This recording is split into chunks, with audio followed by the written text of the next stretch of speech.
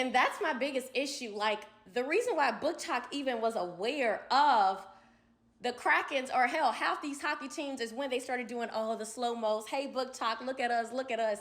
And the reason why I was even flown out was because of the vlogs of the Seattle Kraken game. The Alex Wennburg video that fucking went viral. So this is the type of video that I never thought I'd have the opportunity to make. And I say opportunity hesitantly. On one hand, I get to talk about book talk and hockey in the same video. On the other hand, they're not really getting along so nicely. At least not anymore. In this video, I'm going to talk about the hockey book talk drama and give some of my insights as a writer and a hockey player. Also note, I am wearing a Seattle Kraken shirt because I have it, although I will note that they did not handle the situation that well. Honestly, I don't think any of the parties involved handled it well. But before I get into that, let me give you a brief overview of the situation. Hockey romance is a genre that's become super popular. Now let me make this really clear, this is not my genre. Sure, I like hockey, but I've never really been into writing or reading romance. Although it is cool that people romanticize hockey players. Maybe it'll help me find a girlfriend one day. Just kidding. Anyway, these hockey romance books are really trending on TikTok. And it really blew up when some of these NHL teams' social media teams started talking about book talk. And to be honest, when this happened, I thought it was pretty weird. Like, a lot of the videos have been deleted now, but I remember during the playoffs, I saw a post by the Seattle Kraken that was talking about book talk, and I was kind of surprised. Again, I don't read romance novels, so I didn't know this was a thing. But back when the playoffs started, this seemed like a really wholesome thing. And it seemed like a cool way for the NHL to reach more fans. And to be honest, I really believe it has. Anyway, the one thing about the Seattle Kraken team is they're a new franchise, and therefore a lot of times new franchises have social media teams that are less experienced, or they'll post a little more risky to try to get a little more attention. And therefore, compared to other social media teams, the Seattle Kraken were really engaging with book talk.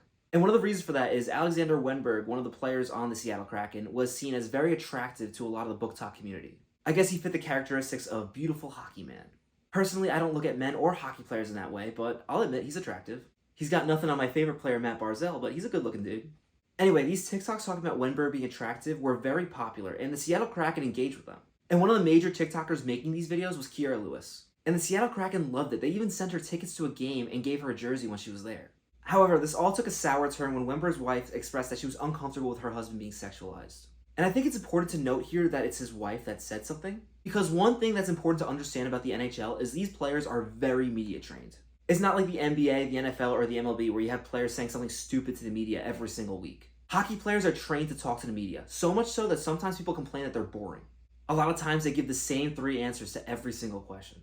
Which is also another reason why controversies like this in the NHL blow up so much, because they're so rare.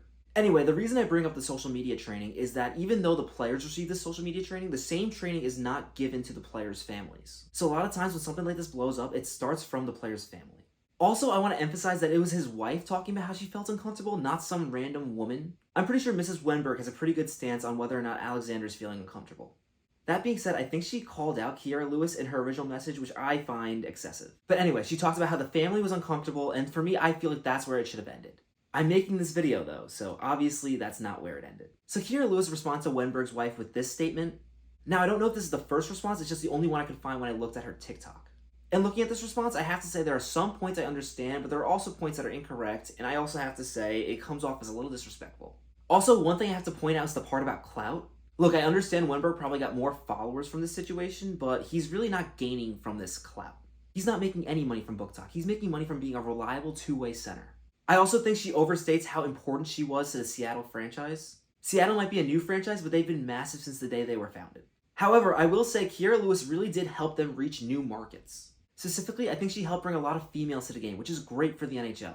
Which is why I hate the way Seattle responded. Seattle basically deleted all their book talk TikToks, which is why I can't find any of them for this video, and also blocked Lewis.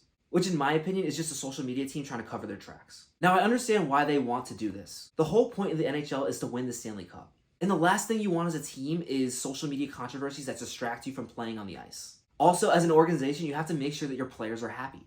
On that note, I feel like the social media team should have been more responsible and approached Wennburg about book talk before they started using his image on their social media as like a thirst trap. Now, of course, with a controversy like this, everyone is taking sides, and a lot of people are saying stuff on social media, and that's another thing I don't like about this situation. On one hand, you got a lot of people giving Kierra Lewis hate, and I don't think she deserves all that hate. Do I think she made some mistakes? Yes, but I also don't think she's a bad person. In fact, in some of the hockey TikToks that she still has up, I can tell that she's a genuine fan. Holy fucking shit! When I tell y'all hyped is an understatement, our baby, my man, my future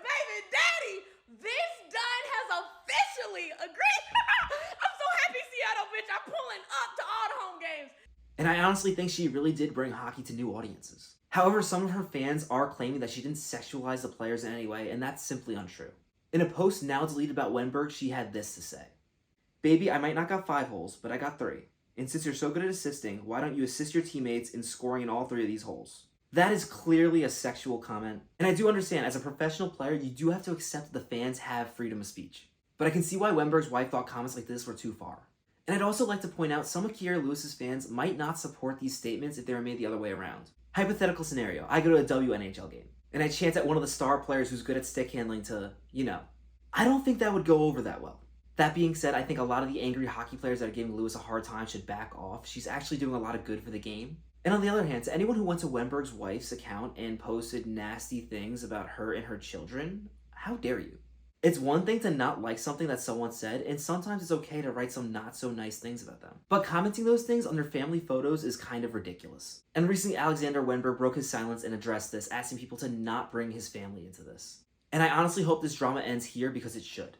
Anyway, that's about as deep as I want to go into this rabbit hole. If there's more you feel I should know about the situation, be sure to let me know in the comments. And as an aside, I will never write hockey romance. The only way I can really see myself reading it is if I make it a punishment for losing one of my writing challenges. And let me know if you'd want to see something like that, where I fail a writing challenge and then I have to read a hockey romance and give a review. It honestly sounds like it can be a fun idea. Also, since I'm making a hockey video, let's go Islanders. Fun fact, the Islanders are why my room is blue and orange. I helped my dad paint it like this when I was 10. If you haven't already, be sure to subscribe for more content like this. Actually, hopefully I don't have to cover more content like this. I kind of rather there not be more drama between hockey and book talk, but we'll see. Adios.